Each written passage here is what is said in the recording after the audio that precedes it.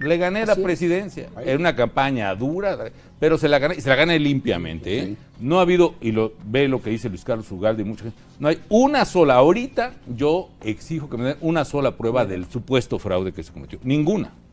Inventó ese día que él me había ganado por 10 puntos en las encuestas. Mentira.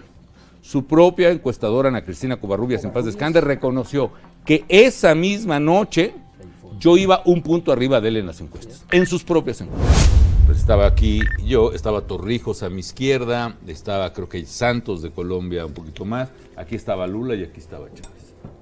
Y entonces, como niños chiquitos, Lula y Chávez echándose flores y haciéndola de tos, ¿no? Y sabiendo que pues, había un tema en la mesa o flotando en el aire, empieza Lula, no, y vino mi amigo Sarkozy a Brasil, país más grande de todo el mundo, ya sabes, ¿no? Y estuvo bien con Carla Bruni, qué guapa Carla, muy bien. Y entonces prometió que una empresa de helicópteros que se iba a establecer en otro país se va a instalar en Brasil. Y además vamos a comprar, el ejército brasileño va a comprar 60 helicópteros, Eurocópteros.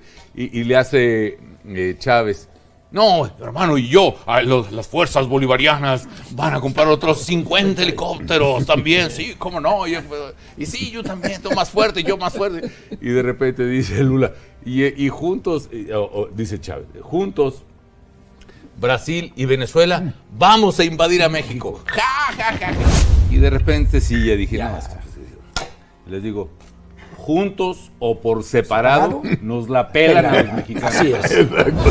Tú empezaste, porque sí es muy importante, tú tomaste la decisión de darle en la madre al narco. De combatir a la delincuencia en general. No fue específicamente al narco, no se incluye. Es combatir a la delincuencia, que es un deber elemental del Estado, yo creo que el más importante. Muchos te acusan que por tu culpa se armó el desmadre. Sí, y porque salieron tantos narcos y madre y media porque los destapaste. Mira, qué bueno que lo abordamos viendo ese tema. Sí. En primer lugar, eso es falso. Yo cuando llego a la presidencia lo que hay es un proceso de captura del Estado. ¿Qué es esto? El crimen organizado se va extendiendo y se va apoderando de partes del territorio nacional y va capturando a la autoridad, es decir, a la representación del Estado. Interrumpir. ¿Como ahorita? Por supuesto, esto es parte del mismo proceso. Las autoridades de Valle de Bravo o están capturadas o van a ser capturadas en esta elección por el crimen organizado, que quiere dominar toda esa amplia zona del Estado de México, colindante con Michoacán y con Guerrero. ¿Para qué? Para el propósito tradicional del negocio, que es traficar con drogas. Segundo, para el nuevo negocio que empezó en este siglo y que es el que detona su expansión territorial, que es vender drogas, particularmente en centros de consumo importantes. ¿Por qué, por ejemplo, entre el siglo XX y el siglo XXI cambia a venderse drogas de Juárez y Tijuana, que es de zona de tráfico, a ponerse peligrosos lugares como Cuernavaca o Monterrey, o Cancún, porque son centros de consumo? Y la pelea es, en este siglo XXI, no solo por la venta a los gringos, sino por la distribución en esos territorios. Valle de Bravo es importante porque tiene una capacidad económica importante y eso puede ser un centro de consumo importante y les interesa controlar el territorio. Al que trafica droga a Estados Unidos no le interesa controlar el territorio. ¿Por qué? Pues a él le urge pasar su camión y vámonos. Pero al que quiere vender esa misma tonelada de cocaína, que estamos hablando de por lo menos 1 millón de bolsitas, digo por lo menos porque luego la multiplican, digamos, la cortan. Al que quiere vender 1 millón de bolsitas en Valle de Bravo, le interesa controlar el territorio y capturar a la autoridad, es decir, capturar el Estado. Y tercero, una vez que capturan el Estado, que son los nuevos gobernantes, se dedican al gran negocio del crimen organizado, que es extraer rentas, es decir, quitarle lana a la gente. ¿Cómo? Extorsionando, cobrando derecho de piso. Tú quieres tener aquí una tienda de motocicletas, me pagas. Tú quieres tener un restaurante, me pagas. Tú quieres tener un bar, me pagas y además vendes mi droga ahí. Y finalmente ese proceso culmina cuando ya la gente está inerme y le empiezan a secuestrar a los hijos, a extorsionar, etcétera, etcétera. Yo vi este proceso, Carlos. Este proceso que venía avanzando, al llegar a la presidencia me doy cuenta del tamaño que tiene y no hay otra decisión que tomar más que enfrentar al crimen. Y eso fue lo que yo hice. Claro, la otra es hacerse... sí, eso, exactamente. Y yo no iba a hacer eso, yo no iba a ser tonto con el tema. El deber como presidente y del gobernador y de los presidentes municipales es enfrentar al crimen y detenerlo. No es un tema de drogas. Yo por mí incluso estoy a favor de que se debata ya de una vez el tema, si se puede regular, si puede haber soluciones de mercado a eso. Pero no seamos ingenuos, eso no va a correr si los gringos no están de acuerdo, porque no solo por el poder que tienen, sino porque es un problema donde el precio se determina internacionalmente. Claro. En fin, el hecho es que, drogas o no, tú tienes que detener a los criminales para que no aplasten a la gente y no le estén extorsionando, secuestrando, robando a sus hijos. Este fenómeno, por ejemplo, de las niñas, los desaparecidos, ¿no? Si tú revisas las cifras de gobernación de los desaparecidos, el gran pico en la estadística, la población más grande de personas desaparecidos es mujeres entre los 14 y los 22 años. Wow. Mujeres. Estas niñas se las están llevando y no es solo un tipo como esta bestia de Atizapán que mató mujeres a por mayor, sino en general es cuando el crimen organizado ya se sabe, el dueño de un lugar puede levantar a quien se le da la gana, y si al capo ese le gustó una niña, pobre o de familia acomodada o no, se la lleva y punto. Entonces la tragedia es de ese tamaño, no es un tema de drogas nada más. El Estado tiene que enfrentar la criminalidad, para eso hay Estado, para establecer la ley y para imponerla, y no solo enfrentar al crimen, que es lo que más se me critica, ¿no? Calderón los enfrentó, entonces desató. No, ya estaba carcomiéndose el Estado por parte del crimen organizado. De no haberlo enfrentado, a estas alturas todo el país ya estaría en manos del crimen organizado. Lo que hizo... ahorita perdón, ¿hay café en este establecimiento? Sí, hay en este. Anita, es el presidente, por Dios. Ya no. Que me muero de risa porque a tu mejor amigo no le gusta que te digan a los expresidentes presidentes, porque ya no son presidentes, pero no entiende que así es el rollo. Pues bueno, eso no es tan importante, pero ¿quién es mi mejor amigo, Se llama Andrés Manuel López Obrador. Sí, claro. Saludos desde luego, afectuosos. Al señor presidente. Señor presidente.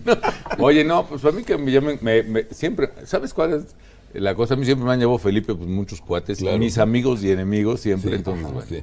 Y también me gusta que me digan es presidente, y también me gusta que me digan presidente, entonces no hay queja de todo eso, ¿no? Claro, claro. Pero sí hay una tradición en muchos países republicanos donde el presidente pues lo es, en fin. En fin. Yo Ángel, quisiera preguntarle lo siguiente.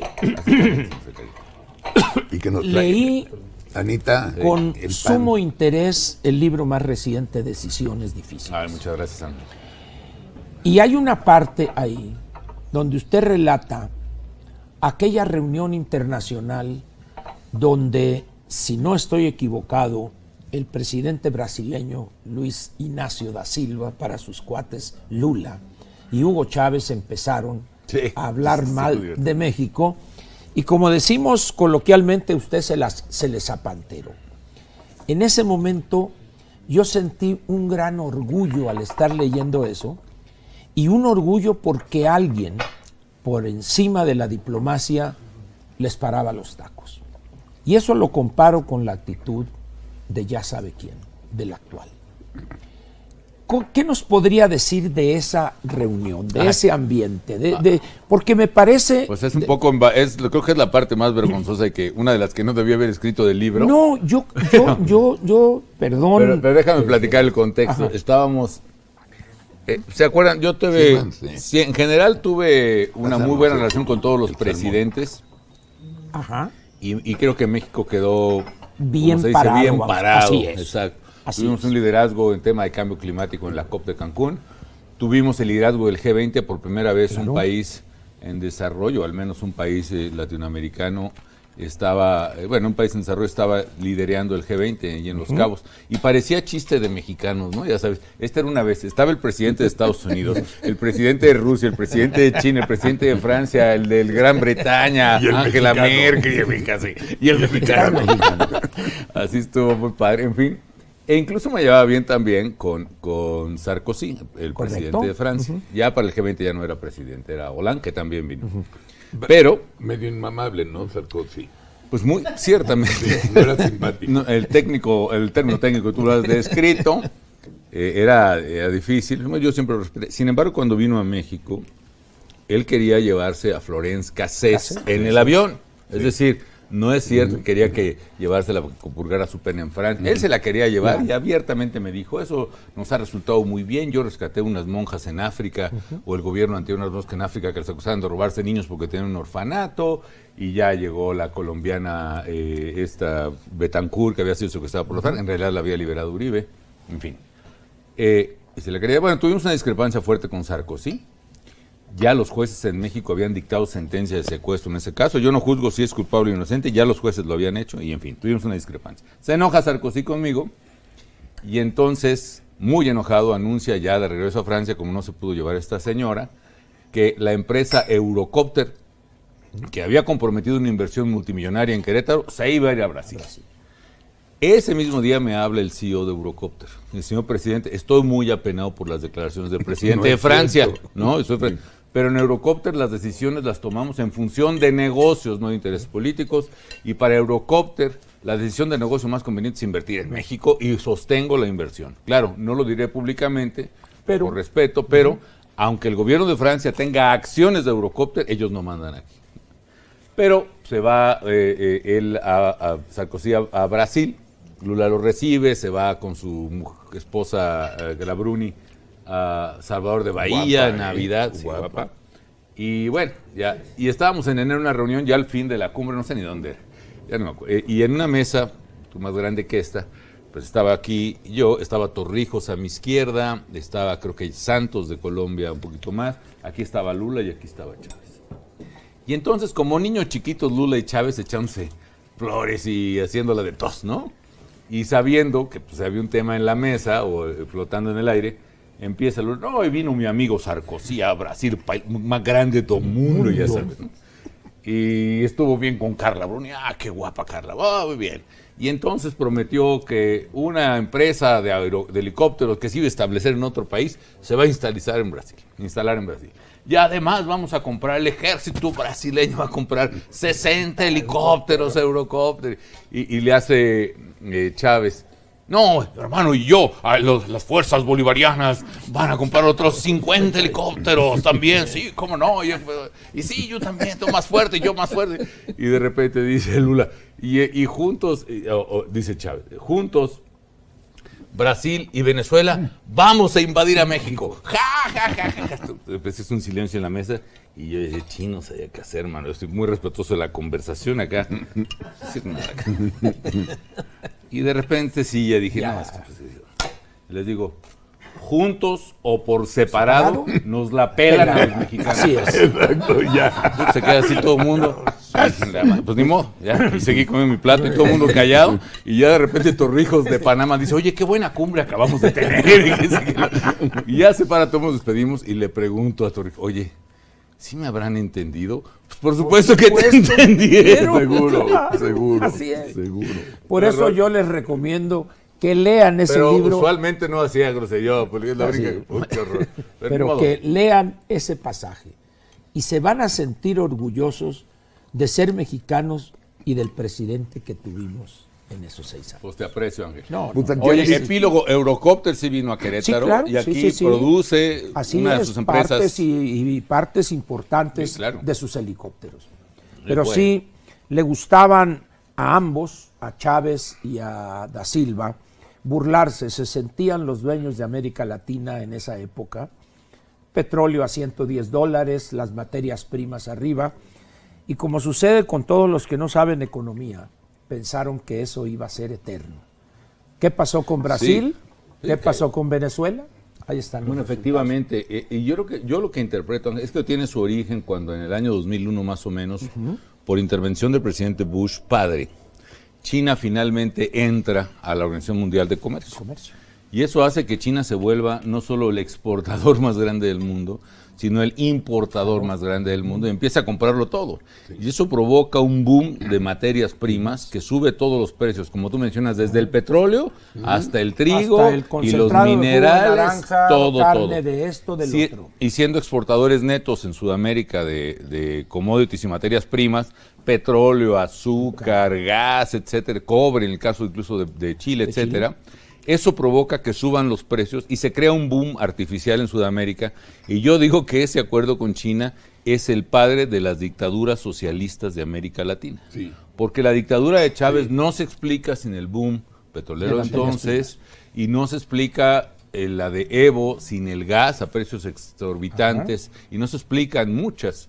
Pero ¿cómo explicas el fenómeno? Por ejemplo, Maduro no sabe sumar, o sea, no sé si sabe leer, pero vamos a decir que sí sabe leer y no sabe sumar. Todos están muertos de hambre en Venezuela. No hay un peso, no hay un peso. ¿Cómo la dictadura sigue manteniéndose en Venezuela? Yo no entiendo. Varias cosas. Obviamente tiene comprado al ejército. Hay un problema muy grave ahí, por lo menos a mandos importantes del ejército los tiene metidos en el negocio de la droga, a lo que se llaman los narcogenerales. ¿Qué? Los narcogenerales. ¿Hablas en serio? Sí, por supuesto. Fíjate, nosotros teníamos, como tú imaginarás, teníamos una gran colaboración con las agencias de inteligencia americanas en esta materia. Y había un mapa que se hace desde los satélites americanos y los mexicanos, etcétera, en el que se interpretan los vuelos irregulares del sur a norte del continente. Sí. Un vuelo irregular es de repente una avioneta o un jet que hace una trayectoria inesperada, o que va a una trayectoria fuera de ruta comercial, o que aterriza en zonas donde no hay aeropuertos autorizados o supervisados. Entonces, la mancha de aviones, digamos, al principio de mi sección, lo que veíamos en el histórico, eran aviones que salían de Colombia por el Pacífico y aterrizaban en territorio mexicano, ya sea en Chiapas, en Yucatán, en Quintana Roo, en Guerrero, etcétera. Luego esa mancha tenía puntos de aterrizaje también o de vuelta en el Caribe mexicano, enfrente de las costas de Quintana Roo. A medida que nosotros apretamos, esa mancha se empieza a desplazar y pasa porque trabajamos muy bien con Uribe, la verdad, y luego un poco con Santos, esa mancha pasa de Colombia hacia México por el Pacífico a Venezuela hacia Honduras por el Caribe. Entonces, el grueso de envíos de cocaína de los Andes empiezan a venir por Venezuela. Y los procesos en los cuales están involucrados incluso una cuñada y sobrinos directos de Maduro, y que probablemente usan la propia Maduro, tiene que ver con este proceso de la complicidad asociada a las drogas. Les congelaron las cuentas en Estados Unidos. Entonces es un factor. A los sobrinos. Sí, están detenidos. Están detenidos. Sí. Claro. Y luego hay otro factor. Primero, Chávez sí siguió esta práctica política de dar dinero a sus bases, ¿no? Y algo muy peligroso, no solo dinero, sino que empezó a darle armas a una especie de guardias comunitarias o civiles, que es el mismo estilo de Cuba. En Cuba a ti no van y te reprime la policía cubana, no. Van tus propios vecinos, el comité del partido de defensa de la revolución, van a acosarte a tu casa y no te dejan salir. Y tú ves lo que sufren Joanny Sánchez, esta bloguera cubana, lo que están sufriendo muchos disidentes ahora en prisión. Con aquel activista que falleció en un supuesto accidente automovilístico. Payá. Sí, Osvaldo Payá, claro, Payá. Defensor de derechos humanos. Y además una persona que yo admiré mucho, en fin. Entonces, esta parte de armar y soportar a sus propias huestes les da estabilidad, y cuando la estabilidad se rompe y te arman una manifestación de 1 millón de personas como las que armaba Lilian Tintori en defensa de Leopoldo López, van y reprimen, no la policía bolivariana, tipos francotiradores que desde edificios o en motocicletas acribillan a los manifestantes. Entonces ese dominio dictatorial tiene que ver con esta construcción de base de soporte que tenemos que estar muy atentos y evitar que eso pase en México, porque evidentemente... Vamos a hablar neta, porque todo el público que nos está viendo y todos los amigos del público que nos está viendo y nuestros amigos siguen debatiendo. Todo mundo cree que si gana Morena la elección, nos volvemos Venezuela. Bien. Y que se acaba la democracia y que sale un dictador. Y el dictador a lo mejor no hace reelección, pero ampliación de mandato, porque se va a quedar con el poder legislativo y el poder judicial. Ok. Pudiera ser, de eso sí estoy casi seguro. También dicen de que todos los efectos venezolanos toda la historia de Venezuela se va a repetir idéntica como en México. Yo digo y tengo un argumento de que México es el país número 1 con más tratados de libre comercio. Nuestros gringos son nuestros vecinos, que se armaron un pedotote en Cuba, que es una isla de este tamaño, no quiero imaginarme lo que armarían aquí en México, que la frontera es de tierra, no es de broma. O sea, nada más brinca la tablita, yo ya la brinqué y ya estás allá. Neta, presidente Calderón, ¿cuál es el escenario real? O sea, ni fu ni fa, o... No, yo digo en caso que ganen la mayoría el presidente. ¿En qué nos vamos a convertir México? Primero, creo que el presidente no está engañando a nadie. O si quieres decirlo, nos está engañando con la verdad. Ajá. Por ejemplo, cuando se discutía esta infame reforma al Poder Judicial, por el cual se prorroga el mandato del presidente de la Corte, se hace claramente en violación a una norma constitucional explícita que establece un mandato de 4 años por el presidente de la Corte y dice es irreelegible, quiere decir, y te vas, sí, ¿no? Sí. Cuando el presidente mismo dice, bueno, es que no es reelección, es prórroga, imagina, es que no nos está engañando, él lo está diciendo para su propio caso. Porque imagínate que si gana mayoría constitucional y de repente reforma la Constitución para decir, pues se prorroga el mandato 2 o 4 o 6 años. No es reelección, es prórroga. Pero no tienen la mayoría del Senado.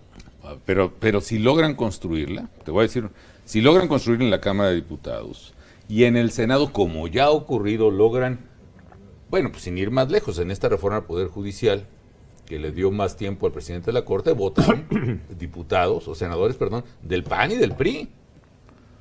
No sé si les pasaron una bola rápida, se vieron muy lentos o de plano se vendieron, no sé, pero votaron.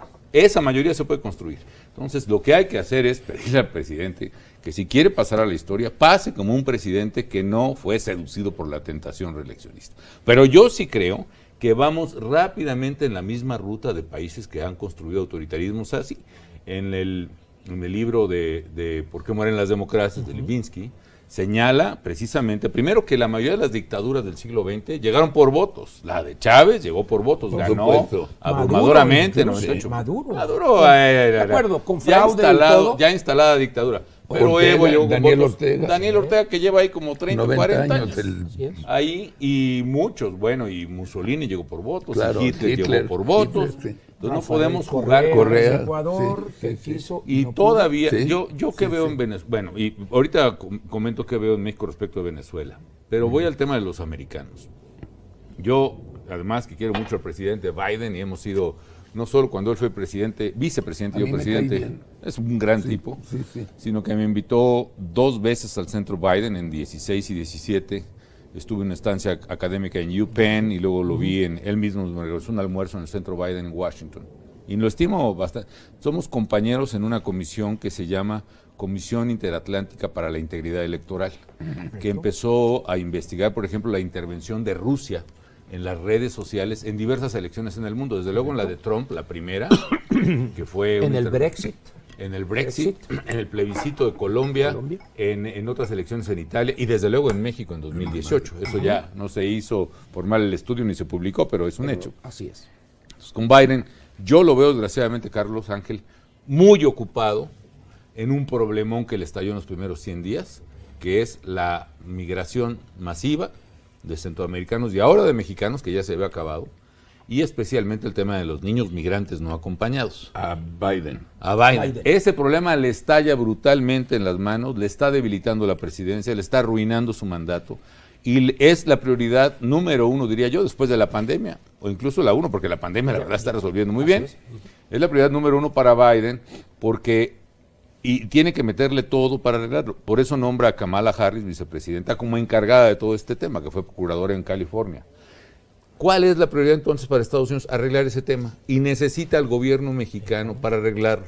Necesita al gobierno mexicano para hacer esta, pienso yo, vergonzosa conducta de frenar centroamericanos en nuestra frontera a palos. Como dice el propio presidente, macaneando centroamericanos. Y esa carta de negociación va a pesar para la estrategia que siguieron todos los populistas mexicanos y latinoamericanos, que es decir, yo te ayudo en tu tema, pero te haces de la vista gorda en mi tema, que es el de autoritarismo.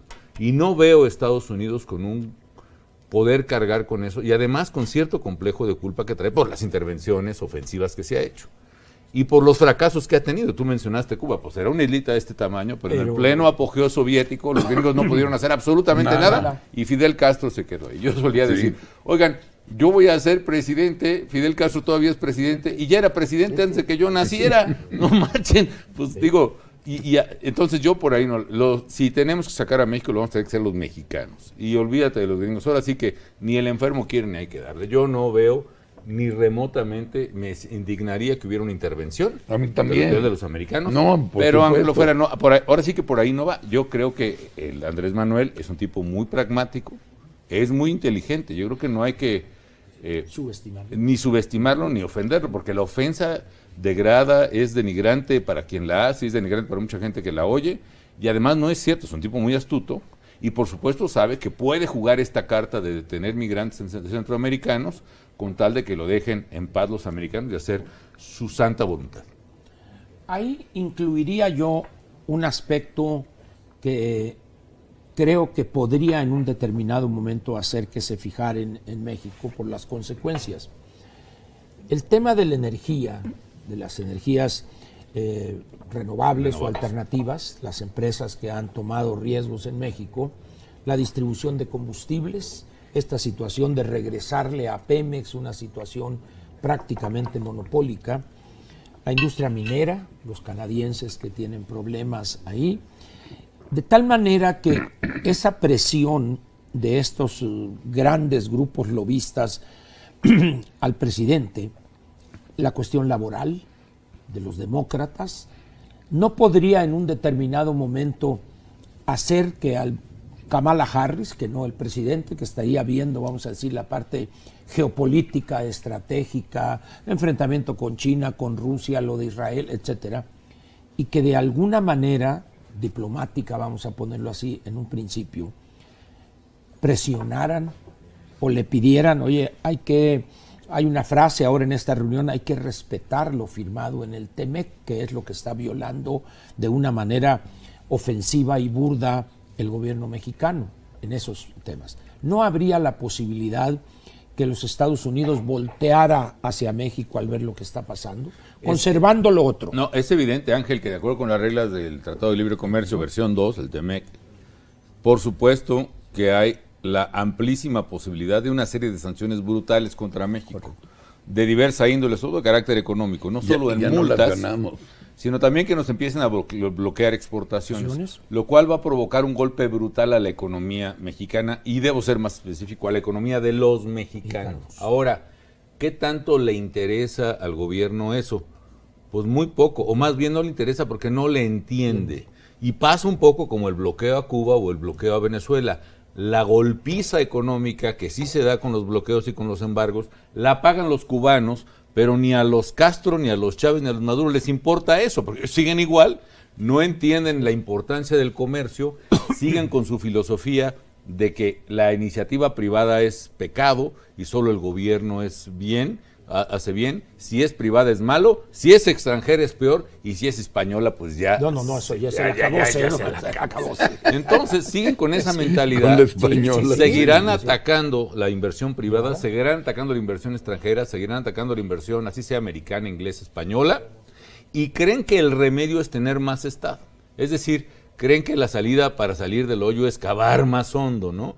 Un poco lo que pasaba, esta anécdota cuentan de la isla del padre, no es la isla del padre, Dios mío, ¿dónde están estos gigantes en la isla de Pascua? Pascua, perdón, en Chile, sí, perdón, me confundí. No conozco la isla del Padre, por cierto, pero bueno, en la isla de Pascua, cuando empezaron a tener sequías, empezaron a talar árboles porque hacían grandes piras en honor a los dioses pidiéndoles agua. Y mientras más árboles talaban, más sequía tenían, hasta que se acabaron todos los árboles y murieron todos, ¿no? En Isla de Pascua. Pues así están estos. Creen que para resolver el problema económico hay que tener más Pemex más grande, CFE más grande, más burocracia, más ineficiencia, y vienen más problemas, entonces, y entonces cometen, talan más árboles nunca económicos. le he dicho un presidente se está contradiciendo. ¿En qué? ¿Dónde está Bueno, la inteligencia del presidente López Obrador? Perdón. ¿Pero en qué temas? Pues digo, para ser específico. Pues, Es que tú dijiste hace 20 segundos que es muy inteligente. sí, sí lo es. Pero estaba hablando ver, en bueno, materia de dejo la matiz, orientación política. presidente. Matizo y corrijo. Así es. Así es. Sí, corrige. Sí, corrijo, Sí. efectivamente. Es muy Sí. inteligente, es muy perspicaz, es muy Eso. astuto en términos políticos. Es un Control animal político, político. perversidad Es alguien que política. huele el poder y lo Así es. encuentra, aunque sea debajo Como de una sea. cornisa o de un sótano. Ahora, Y se lo come. No terminaste de contestar. No entiende, eso sí, o no acepta porque está cargado de prejuicios él y la gente que lo rodea, y en general la izquierda latinoamericana bofa, digamos, esta gritona, están cargados de prejuicios ideológicos que no los dejan razonar. Sí. Y el prejuicio económico básico es: lo que haga el gobierno está bien, lo que haga el sector privado está mal. Lo que haga el gobierno nacional está bien, y si es sector privado extranjero está mal, y van a atacar eso, y por eso nos van a hacer pagar a todos los mexicanos las pérdidas de Pemex, que son arriba de $500 millones de pesos al año. Por eso. A ver. En este, Bueno, perdón. tú no, Ángel. No, es que, perdón, no me terminaste de contestar, o no terminaste de Corrijo, contestar. es inteligente en el sentido No. que tiene una astucia política enorme, no, pero pero en términos económicos está a mi dominado por sus pregunta. prejuicios. Si gana la mayoría el presidente, llegaremos a ser, habrá autoritarismo en México. yo creo que el voto del 6 de junio es o democracia o dictadura. Así. Yo no me voy con sea, el matiz neta de que punto, dictadura. pero está clarísima la señal, insisto, el presidente no nos engaña. Cuando él dice que prorrogar el mandato contra la Constitución no es reelección, sino prórroga, pues claro que es una violación constitucional, lo está diciendo claramente lo que piensa él de la Constitución. Cuando el líder de la Cámara de Diputados de Morena dice, bueno, está bien, ustedes en este debate del 97 constitucional o 94, ustedes nomás, los conservadores, les interesa el derecho y la Constitución. A nosotros nos interesa la justicia. Con ese argumento de que la justicia que yo interpreto es la que vale por encima de cualquier ley, ese es el argumento. Cuando se supone que mi moral es superior a los demás por encima del derecho, ese es el argumento de las dictaduras en todo el mundo. Sin duda. En todo el mundo. Entonces, eso es lo que a mí me preocupa, y yo creo que en política no tenemos derecho a ser ingenuos, Carlos. Y entonces, así va a ser. Sí vamos en ruta a ser como Venezuela, y sí vamos más rápido que los venezolanos. no mames.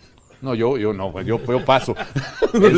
Yo no le hablo. Es que, ¿en serio? Sí, claro. Tú ves los síntomas de cómo se va deteriorando. El presidente ya controla todo el ámbito del Ejecutivo. Y donde hay más poder en el Ejecutivo, ¿dónde es? Hacienda. En el Ejército. Bueno, el ejército, Sí. las Fuerzas Armadas. Y la tiene Así es. y metiéndole mucha lana. Sí. En fin. Luego, No se Hacienda, el no se dinero, el derriba presupuesto. ningún presidente si no hay apoyo del ejército. No se derriba. Además, ojalá no se derribe, No. pero es un tema. Ahora, yo confío en que el Ejército mantendrá siempre su lealtad Al a país. México y a la Constitución, porque es un ejército que nace de la Revolución, Claro. y entiende el valor de la Constitución misma, y aunque hubiera algunos mandos o generales o mandos administrativos que quizá hayan sido tocados o puedan ser tocados por corrupción en este ambiente de gran tentación al ejército, yo veo un ejército súper nacional, súper mexicano. Yo también. Y no aceptaría alguna arbitrariedad, ni cometería una tontería. Ahora, ahí, en este ataque a... Perdón, Ángel, más completo, tiene el dominio del poder legislativo con una cosa que es 100%, vergonzosa. sí. En nuestros tiempos, digamos, los críticos o el análisis político decían, bueno, es que los diputados son tan abyectos que no le mueven una sola coma al señor presidente. Y ahora no es la crítica la que lo dice, el propio presidente de la República dice, no le mueven una sola coma y no se la mueven. Y luego domina el Poder Judicial, va contra los gobernadores, y si hay alguno que protesta contra todo derecho, no sé si haya hecho algo cabeza de vaca o no, Yo pero tampoco. ya está determinado que no lo pueden aprender ahorita, no, a fuerzas, orden de aprehensión. Mientras están levantando candidatas de la oposición en Valle de Bravo en otras partes, asesinando otras Pero en Oaxaca. hablando en español, a ver, yo estoy igual que tú, igual que tú. Yo me vale madre si es culpable o no cabeza de vaca. Es importante. No me interesa. Lo que yo entiendo básico es que ese problema, cuando lo quisieron desaforar, llegó a la Suprema Corte de Justicia. La Corte dijo, esa no es mi bronca, esa es bronca de los diputados locales de Tamaulipas. Los diputados locales de Tamaulipas dijeron, ni madres no se desafora. Se acabó la conversación. Al día siguiente, Monreal, pues vamos a ir por él. El presidente, yo no soy hazme reír de nadie. ¿Y la ley, papá? No, es una... por eso, no nos está engañando, están hablando con la verdad, les vale... Madres. Poco la Constitución y la ley, no les interesa, es un asunto de poder y esa es otra razón por la que digo, no nos engañamos, si no paramos esto, si vamos derechito a donde está Venezuela. Ahora, bueno, tú ibas a decir, sí, Ángel. En este ejercicio de tratar de lograr el control absoluto, perpetuarse en el poder, si no puede de manera directa el mismo a través de interpóstita persona. Sin embargo, todavía yo siento que hay fuerzas que podrían en un determinado momento jugar un papel. Si bien ahorita no están manifestándose, pero creo que el presidente está yendo más allá de toda prudencia, vamos a ponerlo de esa manera. Yo todavía pienso que los empresarios, los fuertes, que serían perjudicados también en esta carrera del presidente, en un determinado momento siento que harían valer su fuerza, vamos a decir. Y en el caso del ejército, yo creo que soy de la idea de que las Fuerzas Armadas, como garantes de la estabilidad y viabilidad del Estado, por más dinero que les hayan dado, en coyunturas como esa, las Fuerzas Armadas actúan como lo que son, el garante, el recurso último para mantener el orden constitucional. Hay un caso muy reciente, el de Bolivia, cuando obtiene su cuarto periodo, violando toda la ley, etcétera, y cuando están 1.800.000 bolivianos en las calles, la orden de Evo Morales fue masacrar al pueblo, a la policía, a las Fuerzas Armadas. Y ahí sucede una cosa curiosa. El ejército y la policía les dice no, y el que se va es usted y fírmele aquí. Y se fue Evo Morales, siguió, hubo elecciones, etcétera, al grado tal de que está hoy una persona, vamos a decir, cercana a él, pero con cambios cosméticos, si se quiere.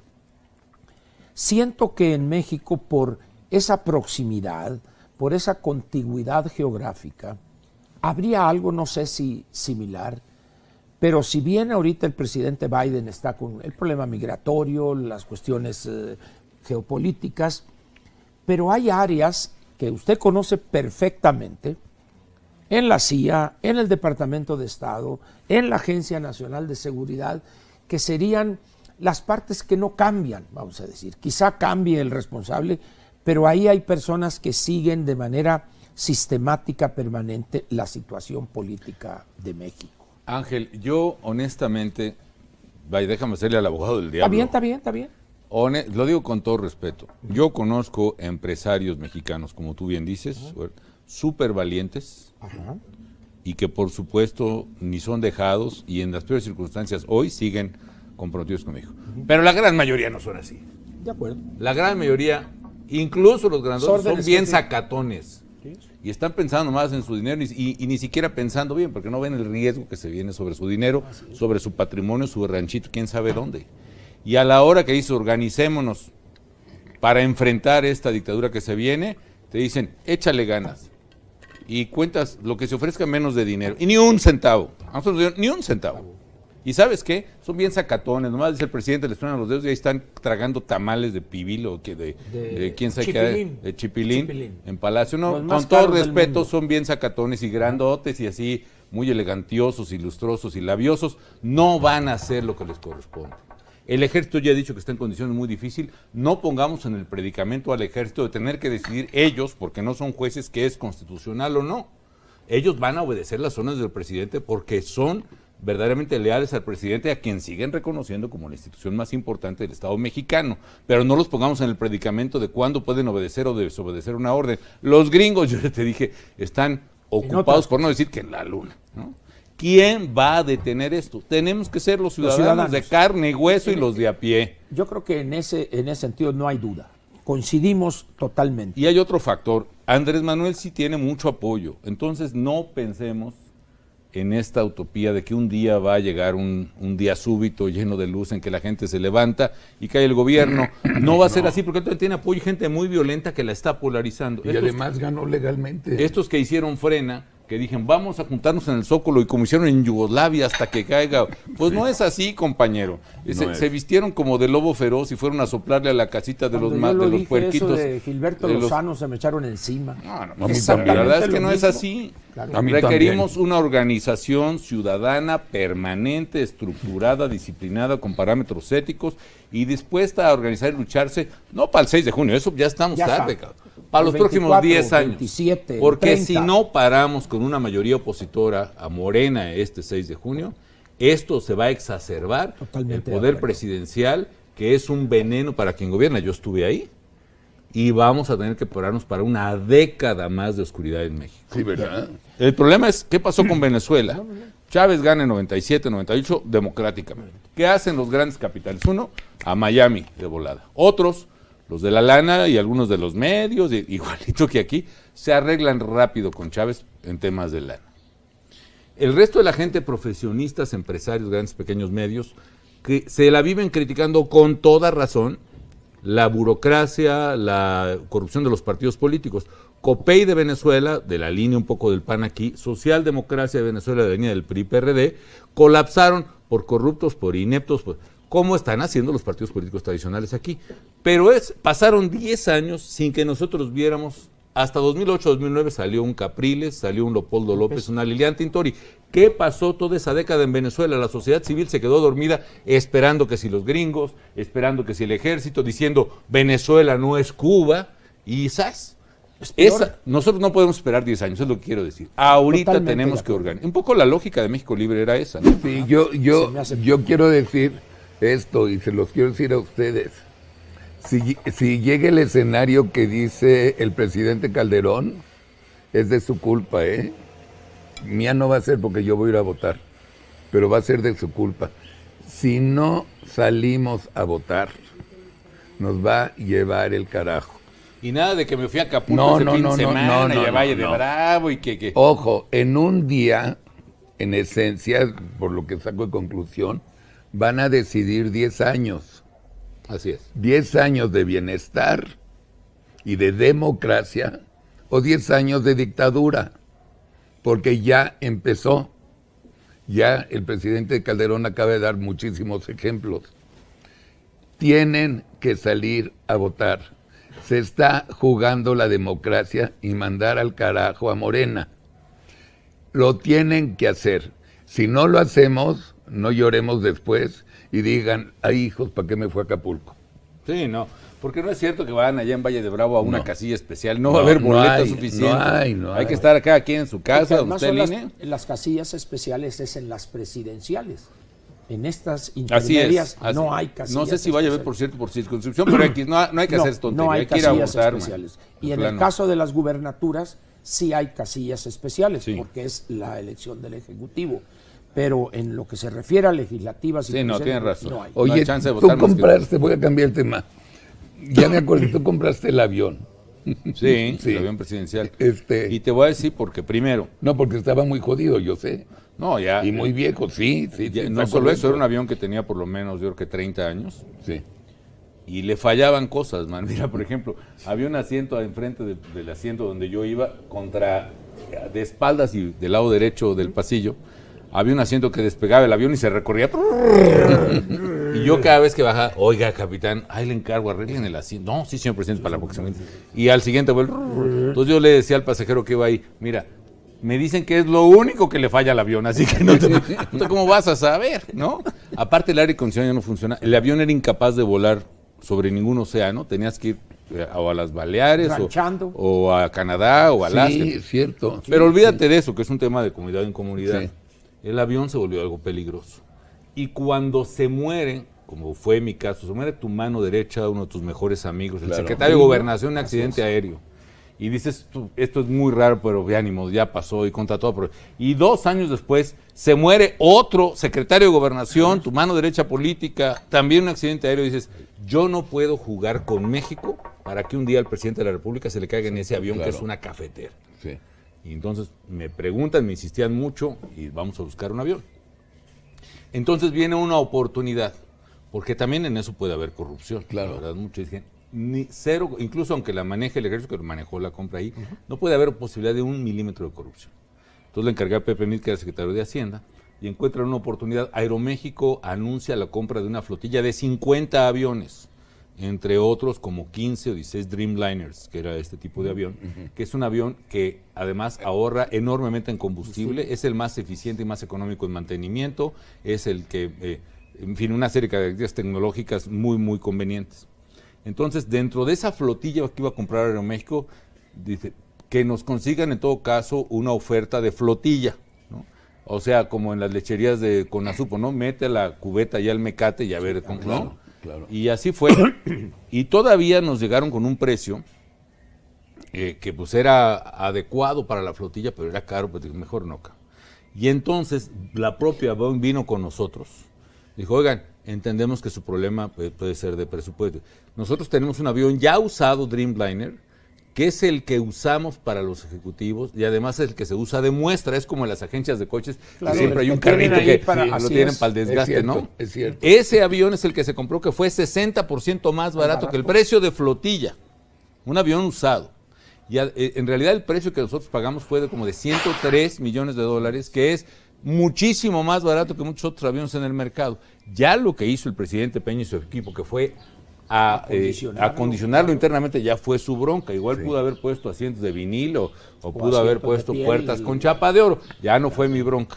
Pero la compra del avión fue una compra sensatamente económica. Ahora, también le reconozco a Andrés Manuel, le dio al clavo con un sentimiento de rechazo al lujo y a la frivolidad, que honestamente también se exacerbó mucho en el sexenio pasado. Llegamos a unos excesos de frivolidad increíbles. Entonces, todos esos detalles que lucen convenientes en la decisión de Estado de proteger al presidente y de proteger a los pasajeros, porque miren, a ver, ¿qué tal si alguien quisiera atentar contra la seguridad del presidente en uno de sus aviones? O un pequeño detalle, ¿dónde se siente el presidente de la República cuando viaja en los aviones comerciales? Salida de emergencia. En la salida de emergencia. ¿Cuáles son los requisitos para la salida de emergencia? Estar en condiciones físicas aptas para poder operar la salida de emergencia en caso de accidente y ayudar al resto de los pasajeros. Lo dejo hasta ahí. Pero la verdad es que no es conveniente ni para el público en general que el presidente ande volando en aviones de línea. ¿Qué pasó con Ovidio el día que lo agarran y lo sueltan? Sí. Que eso de que el presidente sabe todo, pues no es cierto. El presidente dijo que no sabía, ¿no? Pero bueno, ya, en fin.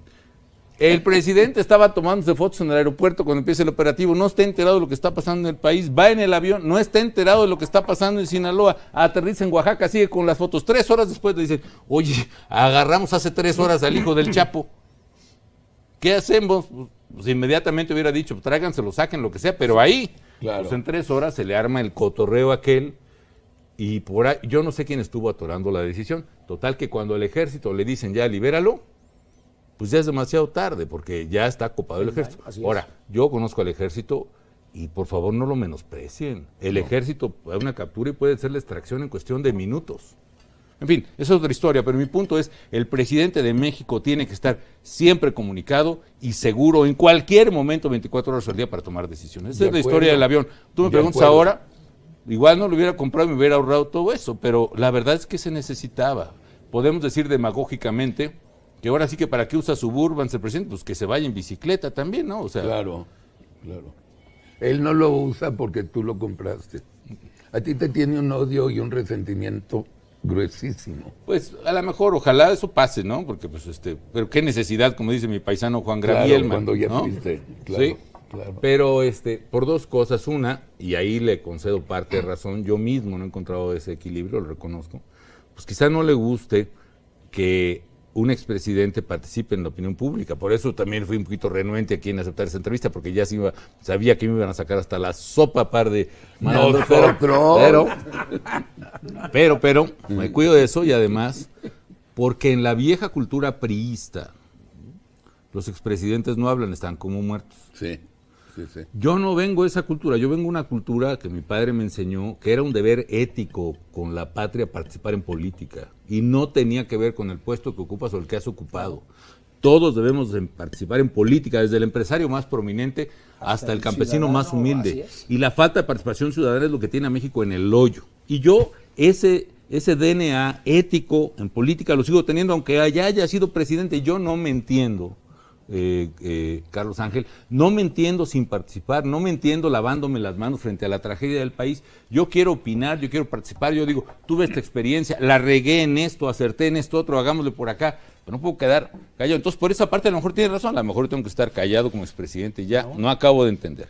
Y la otra razón, pues es porque le gané la presidencia. Era una campaña dura, pero se la gané limpiamente. Sí. No ha habido, y ve lo que dice Luis Carlos Ugalde y mucha gente, no hay una sola, ahorita yo exijo que me den una sola prueba del supuesto fraude que se cometió. Ninguna. Inventó ese día que él me había ganado por 10 puntos en las encuestas. Mentira. Su propia encuestadora, Ana Cristina Covarrubias, en paz descanse, reconoció que esa misma noche yo iba un punto arriba de él en las encuestas, en sus propias encuestas. Luego que estuvieron sacando boletas que le favorecían a él para favorecer. Mentira, su propio representante de Castilla en Salamanca habló, señor presidente o señor candidato, usted miente, yo soy representante del PRD, fui orgullosamente representante suyo y lo que estoy haciendo es sacar boletas de diputados que están mal depositadas en una ánfora a la de presidente, pero contamos varias veces y aquí Calderón ganó. Y de ahora en adelante usted me ofende diciendo que yo estoy haciendo trampa. Yo vine a defenderlo a usted. Y luego se inventaron que un fraude cibernético. Pura madre, hombre. O sea, bueno, la verdad es que... Yo les voy a decir, nunca lo he dicho ni a mis amigos, pero bueno, tú estás acá. Yo le hice la campaña a Roberto Madrazo. Ay, no digas eso, Carlos. Si lo dijo, no. Ay, niños. No, Roberto, mi brother. Yo lo sé. Y eres muy bueno, además. A mí me hubiera gustado tenerte en algunas... Te iba a ayudar, ¿te acuerdas? Sí. Y hay cosas en las que has sido muy generoso, además, sin cobrar, darme muy buenos consejos. Sí. Bueno. Incluyendo en esta campaña, que nadie hizo caso de lo que... Nadie, ¿verdad? ¿Sabes quién ha usado el Salvemos a México? Yo lo he usado porque tuve lo... Bueno, no sé si algún publicista que yo conozco. Exacto. Me lo dijo. Bueno, les voy a platicar algo que no sabían. Ese día que ganaste, esa noche, ese domingo, yo estaba con Roberto y estaba el presidente del PRI, éramos como 10 gentes, 8 gentes, no éramos muchos. Y le hablaron del PRD a Roberto, para que Roberto avale el fraude tuyo. Se lo pidieron. Yo lo oí, nadie me mintió, o sea, yo lo oí. Y les dijo, no. Fraude a México nunca. Dice, Calderón ganó y yo lo voy a apoyar de que ganó. No, que mira, porque entonces hacemos elecciones nuevas, sí. No. O sea, que avalar la versión de que había habido fraude. Sí, y Roberto dijo no. No, fue la intervención de Roberto Madrazo, independientemente de las discrepancias que hemos tenido, también muchas coincidencias. Sí. Fue muy valiente. De los priistas, por ejemplo. Yo la oí, o sea... No me la cuento. No sabía yo eso, no sabía yo, pero te la creo. Nadie sabía porque yo estaba. Incluso para la toma de posesión, si el PRI no va a San Lázaro, no se hubiera integrado quórum. Claro. No habría quórum. Y entonces que recurrir a los otros recursos. Pero no, incluso ni eso, Ángel. Fíjate, entonces había una disposición constitucional que decía, si el presidente no se presenta al Congreso o no hay sesión, entonces nombra un interino. El 85 eso es lo que buscaba Andrés Manuel. Claro. Terrible. ¿no? Y sí, la participación del PRI ahí con toda la violencia, la forma como entraron tras banderas, etcétera. Evidentemente la institucionalidad. Hay un video, yo tuve suerte o la coincidencia de que me encontré al presidente López Obrador en el aeropuerto de Los Cabos hace 2 años. Nos saludamos muy cariñosos, nos dimos el abrazo de Acatempan, todo muy bien. Ya no está en la sala de espera el presidente. Ahora llega por abajo del avión. Ah, sí, claro, ya. En un camioncito del aeropuerto, nada más para subirse directo, ya no. Y ahora mira, yo creo que eso está, si va a tomar avión, por lo menos que lo protejan, hombre, y que protejan a la gente que está ahí. Pero ya adentro, ya no. La verdad es que el avión presidencial se está deteriorando, va a perder las licencias de vuelo y eso va a ser una pérdida multimillonaria para el país. Anuncio. A ver, no creo que... sí, a ver, dale. Dale play. Ahí va la señora persiguiendo a la hija que alguna cosa hizo. Saca la chancla, el instrumento, tira, ¡apunta! ¡Ay! Le atinó. ¡Qué barbaridad! Es un tirazo, Sí, mano, ¿no? sí. Esa Es un señora pase la, de touchdown, la debían ese. de contratar ahí en el fútbol americano, Sí, mano, buenísima. ¿no? Buenísima. Los Vaqueros de Dallas. A ver si ahorita por la ejemplo. repiten, porque sí está sensato, ¿no? Te fijas, dura como medio minuto Así, la sí, trayectoria. volando. Sí. Calculó la No, parábola, ¿no? la parábola así, como calculó si la fuera el velocidad. ingeniero del poli, así Así diciendo, es. y va a bajar la velocidad así como, ¿Escuchaste? ¿no? Ingeniero del Del Tú poli. eres- Usted eres de Yo poli. soy del poli. Esto es matemático. Con razón. Pero mira, va la parábola, sube, llega al punto de inflexión, va bajando, agarra la velocidad, ¡pum! Vale. No. Órale. Eso sí, si así fueran bueno, Los chanclazos ya de- también está prohibido eso de la chancla, ¿estás de acuerdo? Ah, sí, claro, No, y claro. qué bueno. Hace A mí unos- sí mi mamá No, de repente sí me dio. Somos todos Pero ya. producto de la Ya chancla. chancla, Hay, no sé. hay Así mucha es. gente que está preguntando qué opinas lo de García Luna. Sí. O sea, Pues mira, si García ya lo Luna, están declarando culpable sin, sin juicio ni nada. así es, bueno, Pero y aquí todo lo que estoy viendo es que ya es corrupto García Luna. no, mira, primero O sea, es lo que opina sí, de acuerdo. Y mucha nuestro gente, público. porque ha sido ya condenado previamente sin juicio, ¿no? sin Por lo menos juicio. mediáticamente. Primero, si García Luna hizo algo, no solo traicionó la confianza que yo pusiste en él, sino todos los mexicanos, y que lo castiguen con todo el peso de la ley. Segundo, también tiene en su beneficio, lo llamado beneficio de la duda, que lo juzguen, quién lo acusa, cómo lo acusa y de qué. Ha pasado un año y medio sin que empiece su juicio, lo cual me parece una arbitrariedad. Y dicen por ahí, es que tenemos 1 millón de pruebas y evidencias contra él, de documentos. Bueno, pues no digo que no les crea, pero ¿por qué no van sacando unas 20 más o menos buenas, ¿no? Para ver de qué realmente se le acusa. Se le acusa, por ejemplo, de las pruebas que yo he visto es de cosas que se fueron generando como pruebas muchos años después de que fue secretario. Una, la acusación de Rey Zambada, el hermano del Mayo, diciendo que le dio dinero, incluso antes de que yo fuera presidente. Bueno, si es así, que lo pruebe el señor. Ahora resulta, pero el Rey Zambada, ese señor, nosotros lo atrapamos, yo lo extradité. Pues imagínate si hubiera sido el mínimo de complicidad, pues ni siquiera lo detienes, ¿no? Vicentillo también, el hijo, nosotros lo atrapamos. Los Zetas, el tema de la Barbie también, todos esos zampones que ahora para que les reduzcan la pena andan haciendo acusaciones de bladas, pues nosotros los atrapamos. A ver, Espérame, déjame que decirte. tienes Ahora, razón, sí. sí había versiones y siempre encontrarás versiones de que un funcionario u otro están apoyando o coludidos con la criminalidad. Ahorita mismo, ¿no? Hay versiones de que están coludidos con la criminalidad unos y otros. Cuando hay una evidencia firme, por supuesto que procedes, pero si es una cosa de versiones, chismes y rivalidades, en el caso de Genaro ni había evidencia firme, ni había testigos confiables, y lo que sí había era un aval clarísimo de las agencias americanas, de la DEA, del FBI, del Departamento de Estado, de los propios embajadores de Estados Unidos, que nunca hicieron un señalamiento explícito o claro, incluso a pregunta expresa. Había un aval, obviamente, de las agencias mexicanas, porque Genaro yo lo conozco como presidente electo, está dentro de la Procuraduría del general Maceo de la Concha primero y luego de Cabeza de Vaca, trabaja con Fox, venía del CISEN, en fin. Entonces, así fue y así es, ¿no? Y yo espero que tenga un juicio justo y si es culpable que lo castiguen. aquí hay una... Y si no, pues también ya que... Claro. ¿Por qué no lo juzgan ya de una vez? A ver, es que esa es mi pregunta. También le dieron 2 premios importantísimos el gobierno gringo. No, muchísimos reconocimientos. Pero de hecho. no, pero de los cabrones, uno del Departamento de Estado, no sé qué, o sea, le dieron 2 cosas de reconocimiento. No, muchas. Pero mira, yo lo grueso. juzgo por lo que yo veía en la práctica. Primero, si era un funcionario comprometido en la lucha contra el crimen. Porque era un equipo, era un buen equipo. O sea, Defensa, Marina, Seguridad Pública y PGR, dimos la mayor batalla que México ha tenido contra el crimen organizado y el narcotráfico. De hecho, hasta de eso me critican, Sí, ¿no? sí. Y 2, la verdad es que yo lo veía en su interactuar con otras agencias. El contacto del FBI de inteligencia, pues era el área de Genaro y gobernación, el CISEN.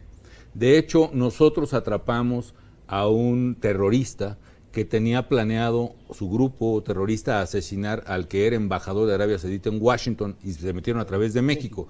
Ese embajador, por cierto, hoy es el ministro de Relaciones Exteriores de Arabia Saudita, que tiene que jugar un papel fundamental en paz en Medio Oriente. Bien, ese es otro tema.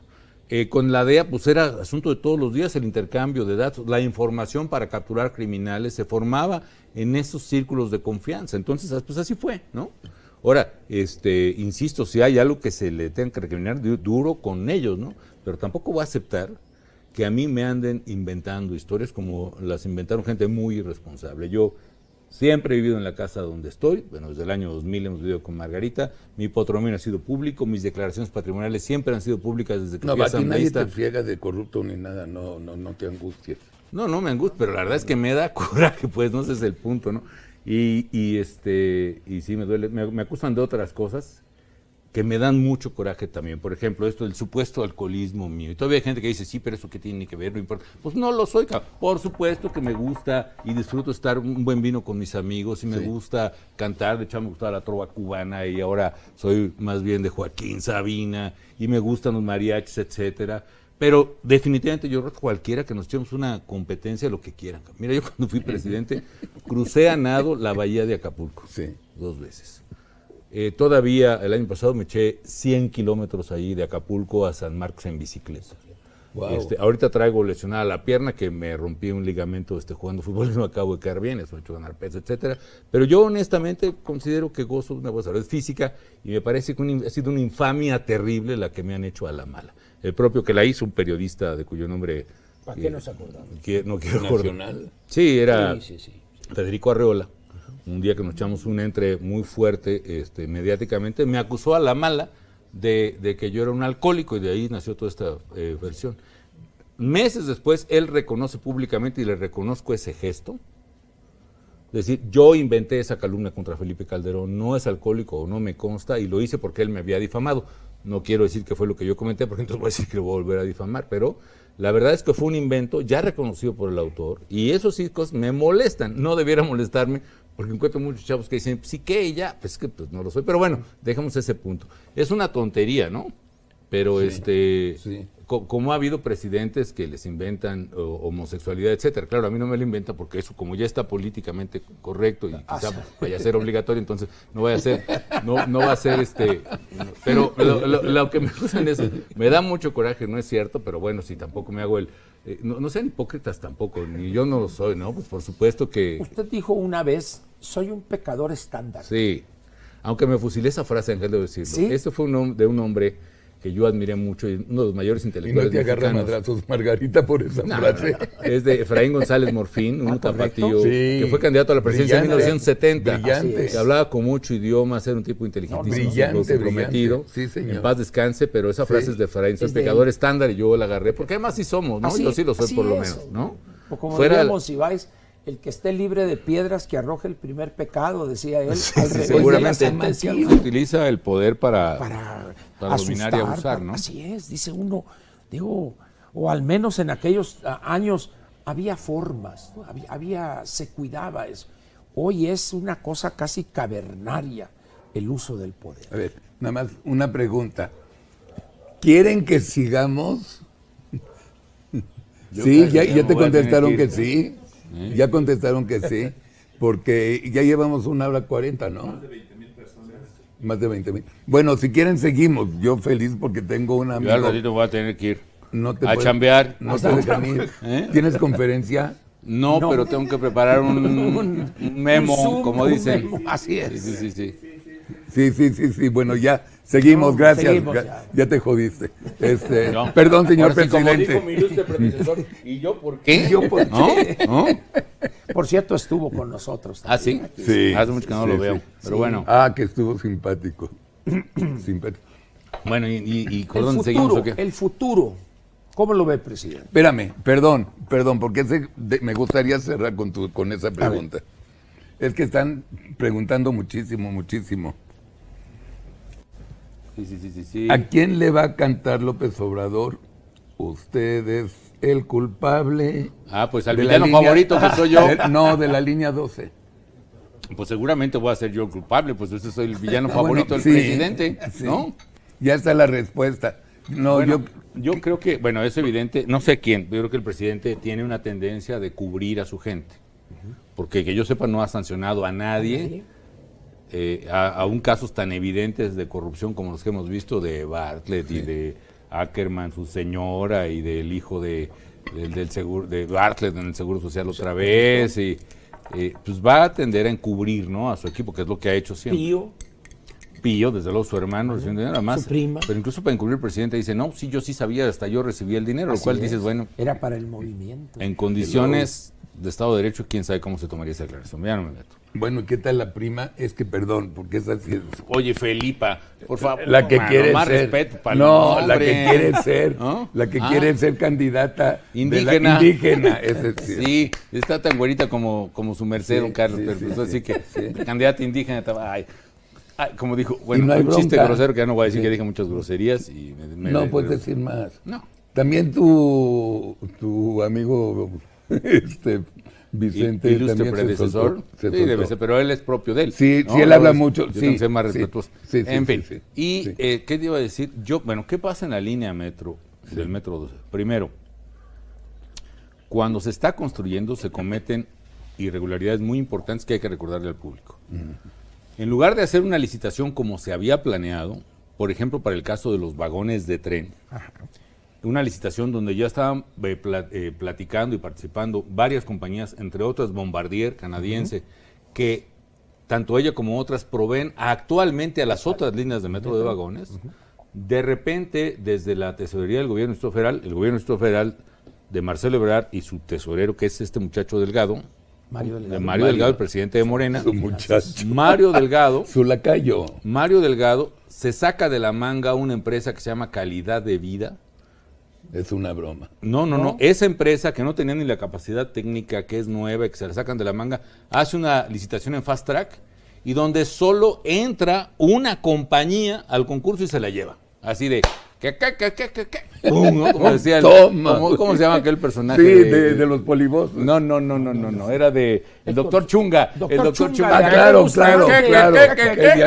¡Pum! Sí, y se la saca una empresa española. Sí. Ahí, quién sabe qué es. CAF, amigos de no sé quién. Y esa provee los vagones del metro, que resulta que esos vagones son más grandes que los requeridos técnicamente. Sí. De hecho, los vagones en las curvas de la parte elevada de Tláhuac, que por cierto no estaba en el proyecto original, la hicieron elevada después, al dar la curva los vagones no caben en el riel. Claro. Y ese riel se empieza a doblar y a distorsionar. Imagínate toda la estructura del metro. Yo no soy técnico, pero eso pasó. Quitaron el proceso correcto de licitación, se inventan calidad de vida y se le asignan al único postulante que es CAF. Que además provee vagones que no cumplen con los requisitos del metro. Y que... Bueno, ya, Mancera lo paró, creo que no sé cuántos meses. Pues ¿sí? Entonces, para arreglar ese problema. Ahora, viene el sismo del 17. Hay que reconocer que las condiciones del subsuelo de la Ciudad de México ya son cataclísticas, son catastróficas. El hundimiento de la Ciudad de México en esas zonas de Iztapalapa y Tláhuac llega a ser hasta de 1 metro por año. El hundimiento. Si tú te fijas en la salida a Puebla, y digo que la gente que haga este experimento, uno va saliendo y de repente hay un montecito así, que es donde va el río de los Remedios. Sí. Bueno, hagamos un razonamiento muy sencillo. Pasando Chalco. Tú en un valle normal, así en un paisaje de los que ya no hay, ¿por dónde van los ríos? ¿Abajo, en el valle o arriba? Abajo. Abajo, porque allí escurre el agua, ¿no? Claro. ¿Por qué el río de los Remedios va arriba? Porque es el único que no tiene carga, como son edificios, calles, etcétera, y todo lo demás se ha hundido, de tal manera que el río de los Remedios iba abajo, y todo el resto de la superficie de la salida a Puebla se ha hundido dramáticamente, de tal manera que el río quedó arriba. Ya creo que ahora sí. Que le pregunten al presidente la última y nos vamos. López-Gatell, tú o yo. Oye, como decían en los toros, como dicen en los toros, ¿y quién es? ¿No? Bueno, tú ibas a los toros, yo iba. Yo iba mucho. Cosas que apenas estoy corrigiendo, pero bueno. Sí, yo. Mira, yo creo que... Tú lo corriste. Pues dicen, yo la verdad no me acuerdo bien de él, hombre, no me acuerdo, la verdad, de él no me acuerdo. No me hagas llorar. Lo que sí me acuerdo es que ahí había un área, que creo que la verdad no daban pie con bola con las cifras, y a mí me urgía como presidente saber, a ver cuántos contagiados, cuántos murieron, cuántas pruebas hay, no traían ese dato, y entonces montamos un aparato de emergencia, entre Pinos, Cedesol y otros, y con gente que sí entiende números y que es una gran responsabilidad, cambiamos totalmente la información y la estrategia. En fin, Y bueno, juzgo no a partir de entonces, sino a partir de lo que hoy se está haciendo, Carlos. Mira, primero, para combatir un virus nuevo y mortal, como fue el H1N1 o el COVID, que el COVID es mucho más letal, tienes que ir a cazarlo, tienes que ir atrás de él. O sea, tú no puedes tener una actitud pasiva de a ver cuántos me caen en el hospital. Tú sabes de un caso y vas por él, vas a su casa, le la prueba a ella o a él, amigos, a los familiares, a los todos. Vecinos, a la esposa, a la otra esposa, a todos. Hasta que sepas y cases todo el virus y lo aísles antes de que explote. Aquí, por no alarmar a la población, por llevarle la corriente al presidente que dijo que esto era menos que una gripa, pues no se hicieron pruebas, mejor que ni se sepa quién está enfermo, salvo que alguien llegaba muy mal al hospital, se le hacían pruebas. Ahora, ¿de cuánto es el desvío de pruebas? ¿Te acuerdas que Gatell empezó a decir el método Centinela para acá y el método Centinela para allá? Bueno, un domingo en la tarde, presenta sus datos y dice, bueno, hay tantos pacientes con síntomas respiratorios en los hospitales y tenemos tantos datos detectados de COVID con pruebas, quiere decir que este es el método Centinela y tan. Y hubo gente que, aunque no hay base de datos pública, ahí viendo el video y calculando, dice, espérate.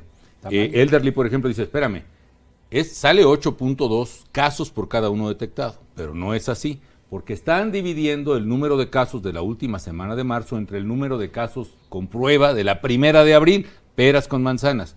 Divide el número de casos con síntomas de la última de marzo con los casos ya probados de COVID de la última de marzo, y eso da 30 veces por cada caso. Sí. Nadie le hizo caso a Elderly.